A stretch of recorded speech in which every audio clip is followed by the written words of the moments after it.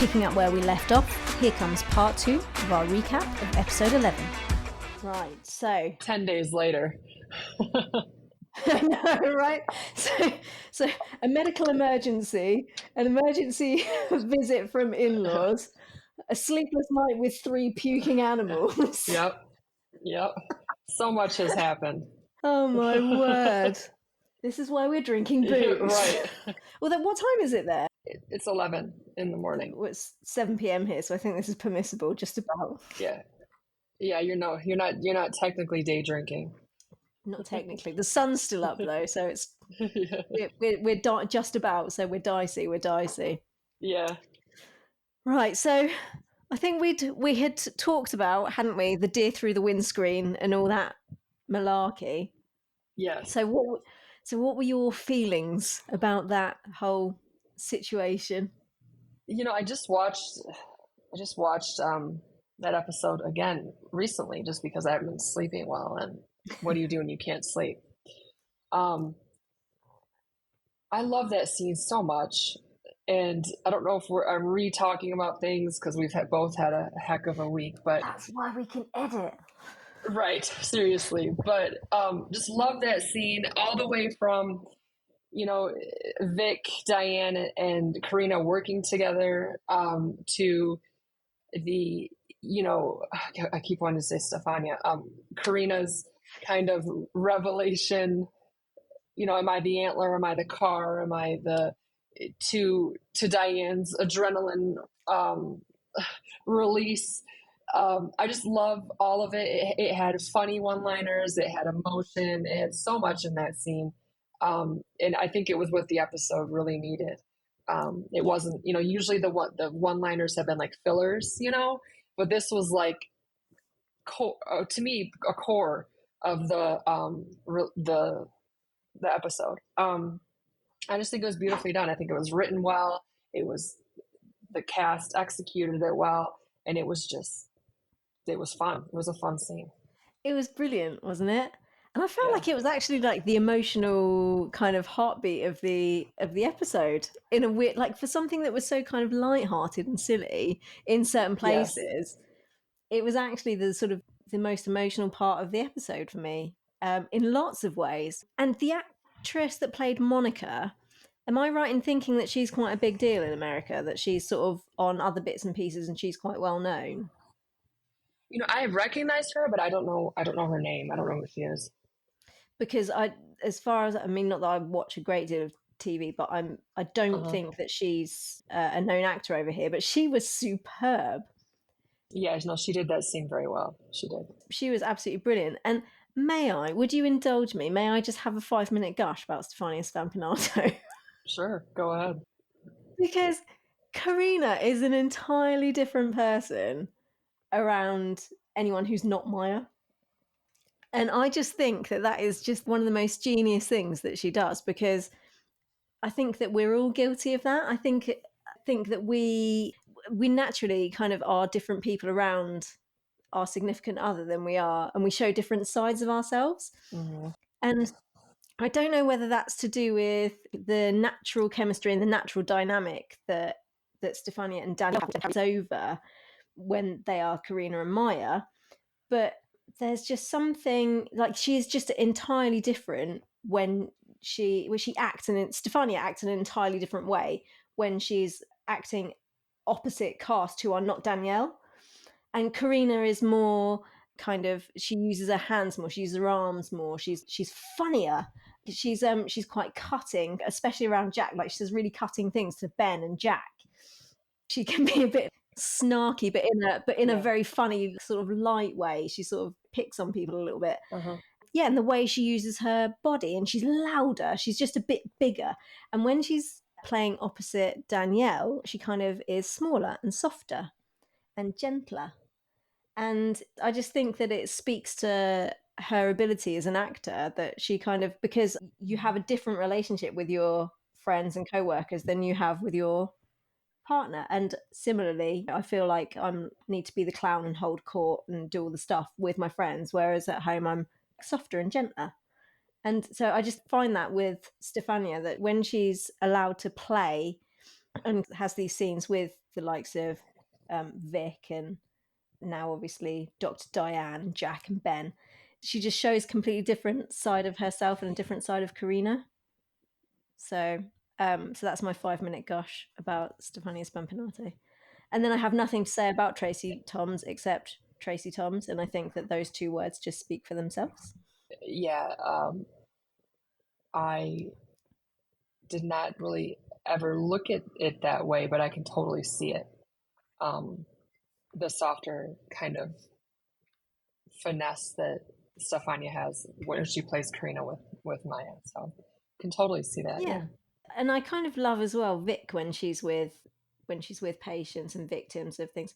She's softer and gentler. Like there was a lot of gentility in the way that she spoke with Monica a lot of the time as well, which is normally she's quite brash. So I think that Barrett did a great job there as well. Yeah, when she's with patients, she tends to be more insightful and very compassionate and empathetic, definitely. Yes, And when yeah. she's not, she's kind of this goofball, outgoing extrovert, right? So yeah, that's interesting that they each kind of have these different personalities with who they're presenting with, for sure. Yeah, and I just think that speaks volumes as actors when they have all these different layers to the characters that they play, and especially when it even goes down to tone of voice and body language. I just think it's really remarkable. Yeah. Oh yeah. Especially with I love, especially this season, Danielle's done. I've spoken on it before. An amazing job with her her Yeah. subtleties and her facial expressions and her hands. And I have notes for that for this episode we just watched. Um, with that for sure. Oh, episode 12. Yeah, the one yesterday's episode. Was that 12? Yeah, that I haven't been able to watch yet, but I don't know if I'm excited for it or not. It was a huge, my least favorite episode this season. Wow, okay. Yep. Did you watch Grey's? Mm-hmm. Yep. Was Grey's an improvement? I enjoyed Grey's more than Station 19, which I'm not a Grey's Anatomy fan at all. Blimey. Yep. Well, when I have watched it, which hopefully will be tomorrow sometime, we can reconvene and I can tell you what I think. Yep. Because I am interested to know. So, shall we sum up this one that we have both seen, episode 11? Did you see any overarching themes? Did you have any idea of what you thought thematically this one was about? I mean, the only theme I really saw was, I guess, the undeniable one between Monica and Karina, wondering if they were, just evaluating I guess, their happiness in life, and Yeah. if the pain is worth the possibility of more pain, right? Yeah. Yeah. It's a big old question. I struggled with this one. I didn't know, again, if I was reaching, but I wondered if maybe personal responsibility or maybe accountability Mm-hmm. Definitely accountability. was Yeah. was the overarching theme on this one. I mean, we had Andy who was sort of taking accountability and taking over leadership. Maya took accountability, so admitting that she gave the booze to Beckett and saying, I want to talk to the chief about it. I want to help Beckett. I've done a terrible thing. So she's kind of taking personal responsibility and holding herself to account. Mm-hmm. I think Carina, to a lesser extent, maybe she's trying to figure out if she had a role in Maya's illness. She says Maya the antler in Maya's gut, Mm-hmm. and taking accountability for herself, like you just said. Am I just setting myself up for more pain? Is staying in this marriage the right thing to do? I guess Chief Ross maybe is taking accountability. It looks like maybe she's going to steer the investigation in the right direction. Maybe expose the systemic problems within FD. Maybe. Mm-hmm. Hopefully. So she might be taking accountability. Beckett going to rehab. I mean, maybe his reasons for doing so are dubious. Right. But maybe there's some accountability there. Sullivan, I guess Sullivan's taking a little bit of accountability. He's saying, no, I'm going to go to AA. I've been prioritizing the wrong things Mm-hmm. and I need to go to AA. So maybe everyone's taking a little bit of accountability. But that was the only sort of thing that I saw that everyone had in common in this one, I think. No, for sure. I can totally see that. And what are you? Well, you've already seen the episode, so episode 12. So what were you looking forward to in episode 12, and did it deliver? Let's say that. I was looking forward to some kind of exchange between Maya and Karina just to continue to see that hopeful progress towards reconciliation. Yeah. The episode of Station 19 did not deliver that.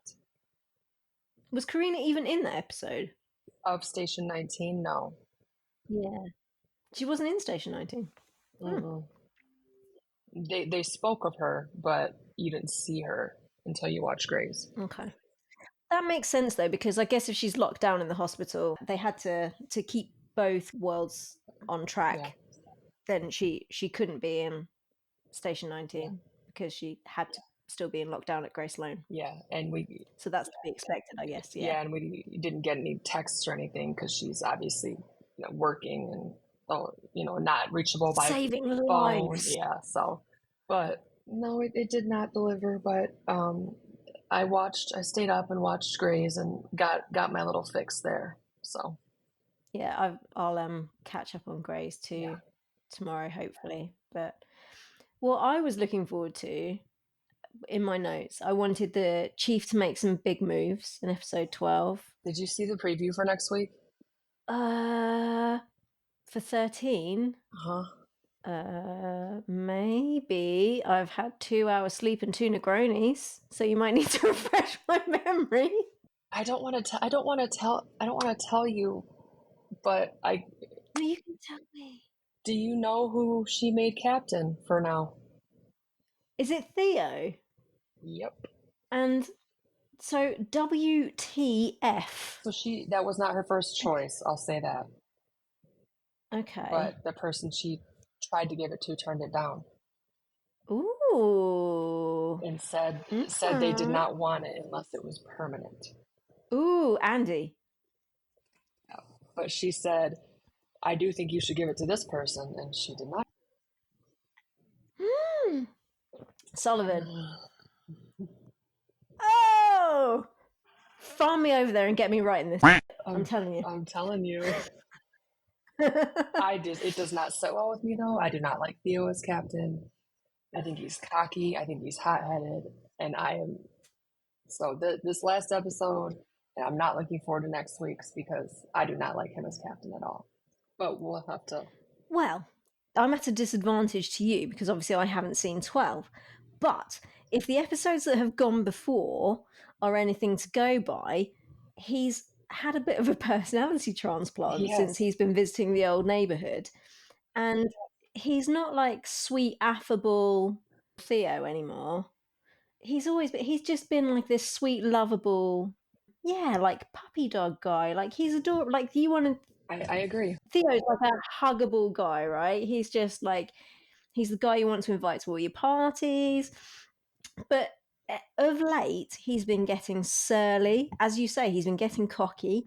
He's been sort of dripping poison, trying to be a little bit manipulative, I think, in the way that he's just sort of been making a statement and then like leaving. Like, I'm just going to let that sink in, let you sort of marinate on that. And yeah, a little bit cocky. I don't like the way he's been talking to Vic at all.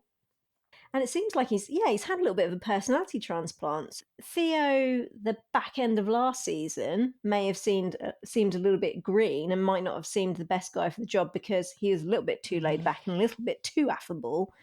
But the Theo that we've been seeing in the last few episodes hasn't really seemed like he would make much better of a job of it than Beckett, except for the fact that he'd probably be sober. No, I agree. The personality change has been huge, and I used to very much enjoy Theo's character. So I'll have to give him a chance next week and see. But when she did that, my jaw dropped. I was like, "What?" That was the first time I disagreed with Chief Ross. Oof! Wow. So. Yeah, let's see how that plays out in episode 13. Yeah, I wondered if Andy thought, okay, I should have taken it. If I'd known that you were going to give it to Theo, I would have said yes. Yeah. Yeah. But obviously Andy doesn't know that she's doing the horizontal tango with Sullivan, and so that he would be an automatic no. So I guess there's that. Yep. So yeah, Ooh, the plot thickens. this is one I'm excited to talk to you about once you see it. So Oh yeah. Blimey. Okay. Well, it's hard to talk about 11 now that I want to speculate about 12 and 13. But in 11, who do you think had the best growth? that's hard. Probably Carina, in the sense of realizing what she wants for the relationship, and that her needs are still, I think she had to remind herself that her needs and her boundaries are still valid and important. Valid. Yeah. Because Maya was so disrespectful towards them when she was having her difficult time.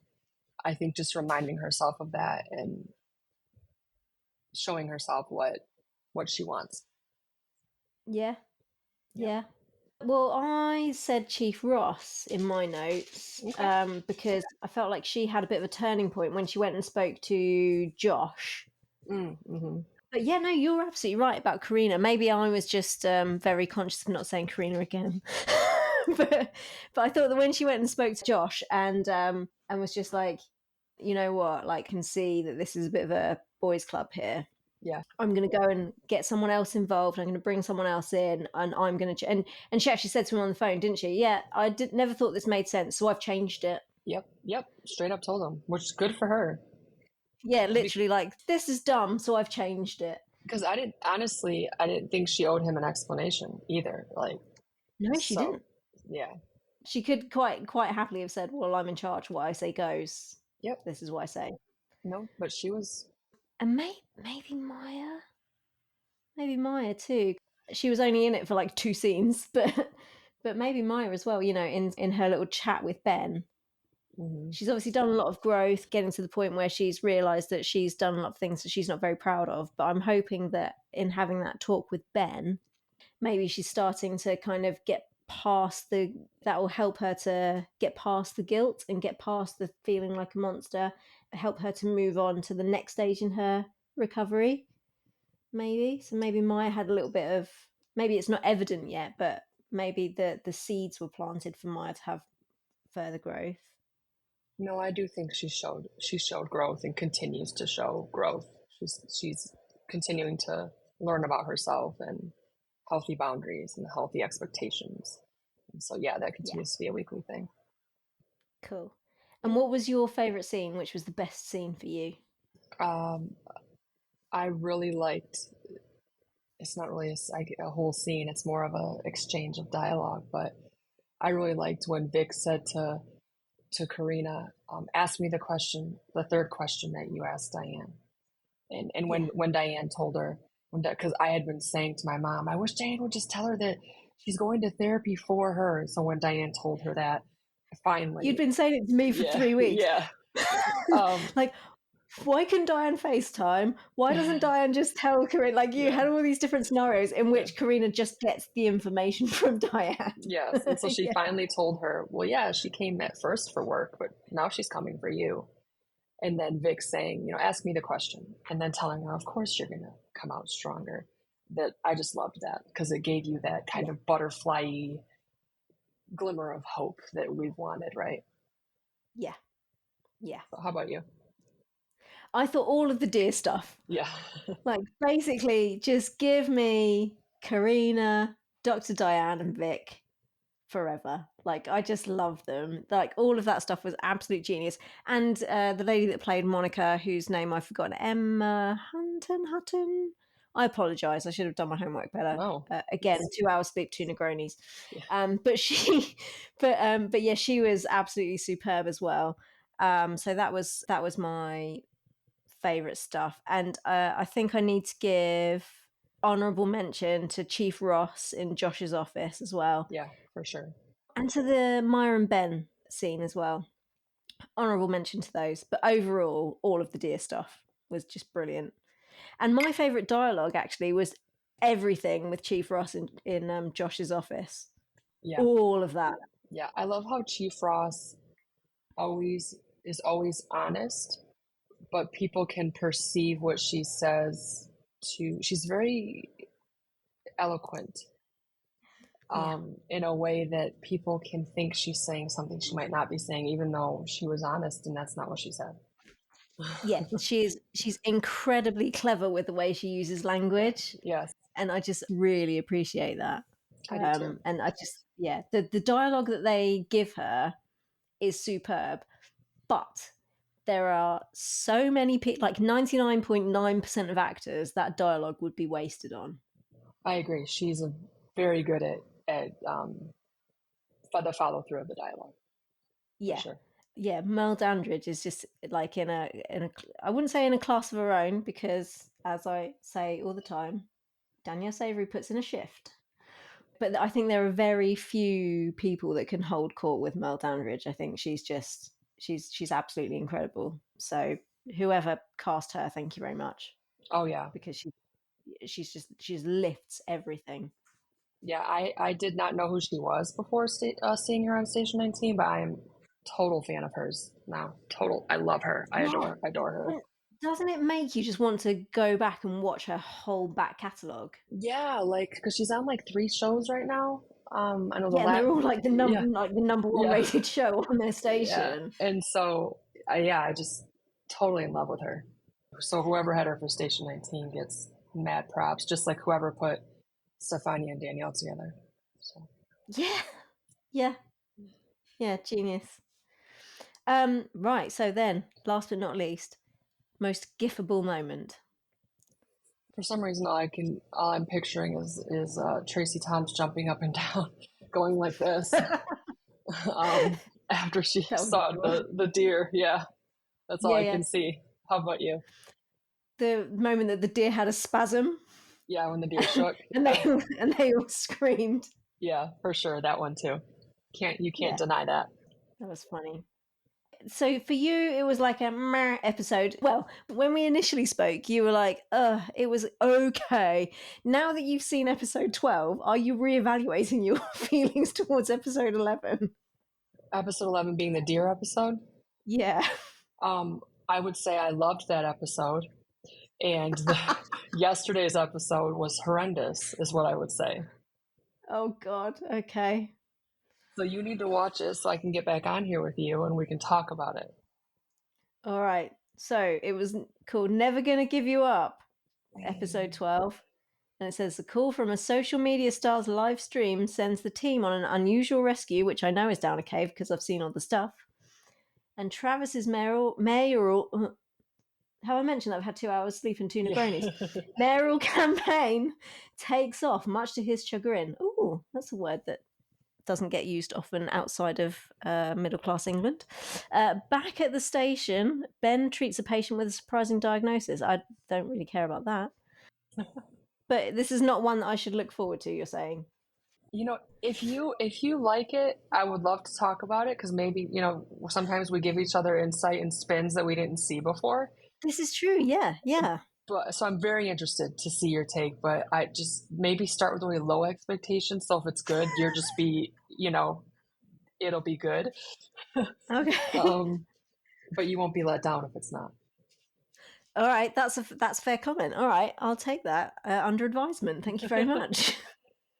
For Okay, sure. well, I'm going to hopefully watch episode 12 of both Station 19 and Grey's tomorrow morning. I don't think it will be available for me to watch yet tonight. But yeah, and then we will talk again maybe Sunday or Monday Sounds great to me. I'll be here. and reconvene, Definitely and reconvene. we'll do this all again.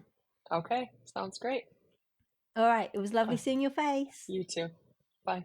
Bye, bye, bye.